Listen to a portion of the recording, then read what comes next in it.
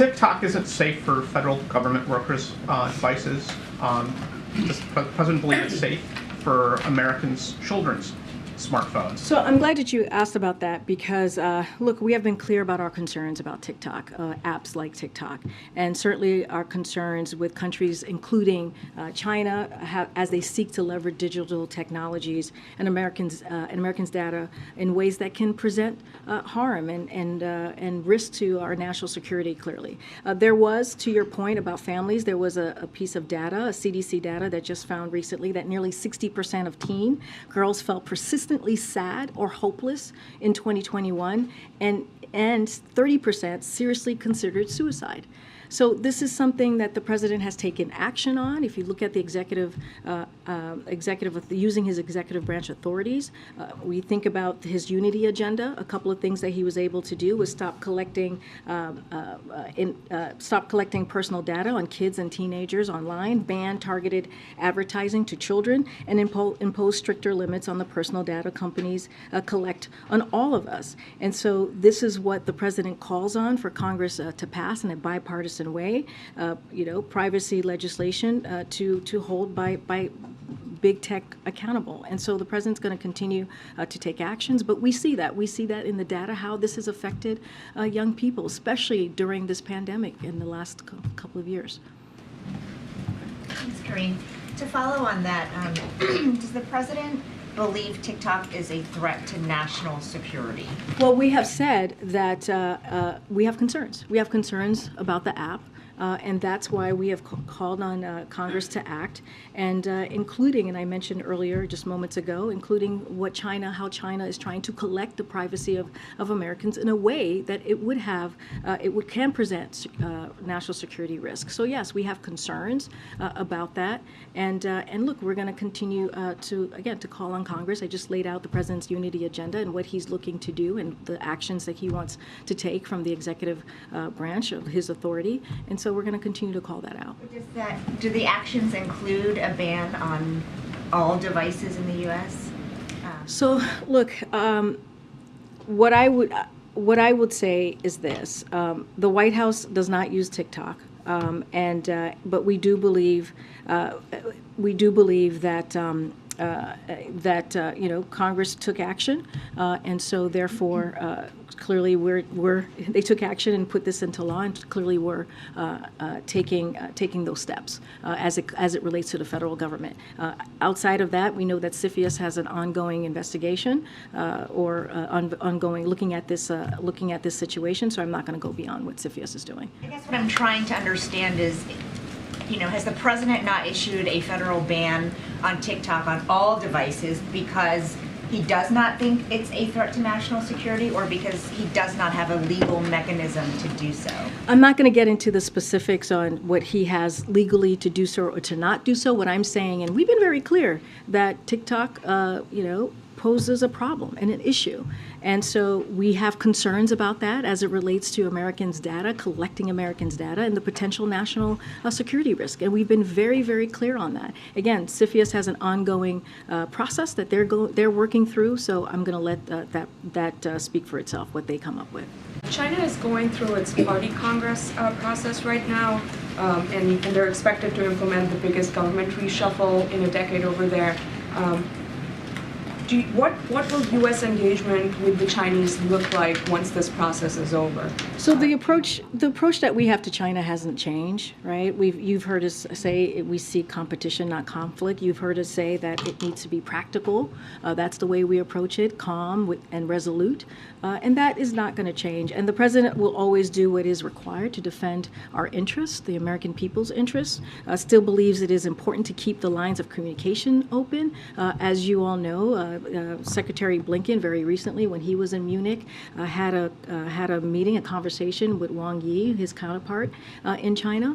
And so again, keeping those lines of communications open. So as you mentioned, they're going through the annual parliament to put in place its government representative. We maintain working level lines of communication as they go through this process. And after that's done, as we have said, we are prepared to have high-level engagement with China from the president on down. I don't have anything to preview. I know many of you have asked me about if there's a conversation with the president and President Xi, I don't have anything to read out for you at this He time. is expected to further tighten his grip on China after this process is over. How is the administration viewing that? How is the administration planning to engage with him? Look, I'm not going to get into how the process of their annual parliament. I'm going to let them, that's something political. We don't really respond to that. They're going to go through their process. Once that is over, we're going to continue having an open channel conversation. As I mentioned, Secretary Blinken had a conversation with his counterpart, Wang Li, very recently in Munich when they all gathered there for the summit. And so we're going to continue to have those lines of communication. Look, as I said just moments ago, it's going to be resolute, it's going to be practical, and it's going to be calm. And we have been very, very clear. Nothing will change on our approach with handling, with dealing and our relationship with China in this past 2 years. Why is President Biden afraid of China? The president is not afraid of China. Well- Did you see the president last week when we went to Ukraine, went to Kyiv? This is not a president that's afraid of anything. It was a historic trip that many of you said was brave. So clearly, this is a president that's not afraid to go to a war zone. He's not afraid to go there when there's no military presence on the ground. So there's nothing that this president fears. China flew a spy craft over the U.S. The president didn't really do anything to China. And according to the FBI director, China may have created something that has killed more than 1.1 million people in this country. And President Biden is not punishing them. So you're giving me two things here. So let's take them in parts. As we talk about the China surveillance balloon, the president did take that down, and he did it in a way that, as it was on its path, we collected information from it, we protected our national security information on the ground, and we did it in a way that was smart, effective, and also protected the American people. That's what the president's always going to put forth, is the safety of the American people. So that's what the president did with that particular issue. Look, as it relates to, you're talking about the COVID origins, we've been very clear. We've been very clear that we need the data, and we need to figure out how to get to the bottom of the COVID origins. And that's something that the president has said since the beginning of this administration. So that none of that has changed. But with his campaign, it was all about shutting down the virus and how hard it is for families with an empty chair at the kitchen table because of COVID. If we now know, according to the FBI director, who is most likely responsible for all those empty chairs at all those kitchen tables, why not do more to try to hold them accountable? So I'm going to flip that on its head for a second. It was because of this president that took action. By the way, the last administration did not have a comprehensive plan to actually. No. That is responding to COVID, but where did COVID come from? If we know. Peter, you can't tell. First of all, you can't tell me how to answer the question. I'm going to answer it for you, right? So just give me a second. So because he took those actions, he actually helped to save lives. Because he took action to make sure that people got shots in arms and put a comprehensive plan in front of the American people and put in the work, we actually were able to get to a place where COVID is not gone, but we now are in a place, we're in a different place in the pandemic, and that's because of the president.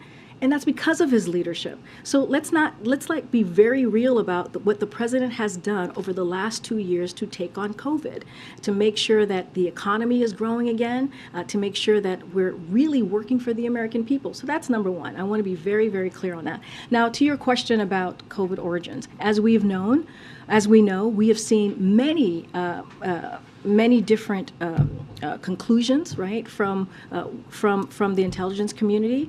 Some of them have made some conclusion on one side, some of them have made conclusions on the other side, some of them say they don't have enough information. So I want to be also very careful there as well.